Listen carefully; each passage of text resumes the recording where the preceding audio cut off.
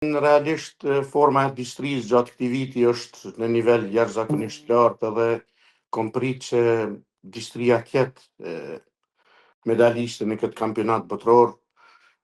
por ajo që kam ka befasu për të mirë është laura në këtë garë, marë parasysh që ajo tash 4-5 muj, domethënë e ka një lëndim jashtëzakonisht serioz, cilin mendimin e fizioterapeutëve të ekipit tonë e ka përmirësu kogja shumë, por them drejtën ajo në këtë ciklin ose më thonë bllokun final përgatitor e ka pas vetëm një përgatitje cilësore që e kemi pas në Spanjë, edhe gjithmonë e kom mendu se a është kjo e mjaftueshme për me arrit formën e duhur, por ajo na ka befasu me performancën e saj. Kom prit që të kthehemi me medalje, marr parasysh që e thash ma herët Distria është në formë jashtëzakonisht mirë. 2 medalje është sukses i jashtëzakonshëm, lufta të mira edhe nivel të lartë ka tregu edhe Akili, i cili po ashtu është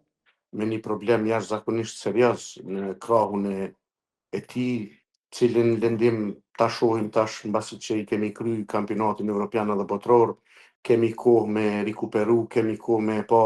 a ka nevojë ndonjë intervenim kirurgjik apo jo, do t'i konsultojmë mjekët me cilët ne punojmë në këtë drejtim. 3 garuz, 2 medalje, rezultati jashtëzakonshëm, medalja e 10 tashmë ka ardhur për Kosovën nga kampionatet botrore, po ABU-ta është sipas meje xhudistja më e mirë e së sotmes, domethënë është larg më e mira xhudiste nga të gjitha kategoritë në sportin e xhudos. Ajo në lojrat olimpike ka psu një humbje, cilën njerëzit që përcjellin xhudon e kanë pa që ka qenë një befasi e jashtëzakonshme. Dua të them një të veçantë që kësaj radhe Distria 3 minuta deri në momentin kur Uta ka realizu hudhin ka qenë më e mirë realisht. Ka qenë po m'doket që e kemi gjetë Chelsea se si të luftojmë kundër saj. Është jashtëzakonisht e vështirë, por nuk do dorëzohemi, do të punojmë jashtëzakonisht shumë që ndoshta edhe ato që është sot për sot që quhet e jashtëzakonshme e xhudos botrore në xhudon e vajzave, ta mposhtim, do të punojmë fort. Kosova përveç anës sportive që domethënë është e mirë që po na vlerësojnë kaq shumë, është e mirë që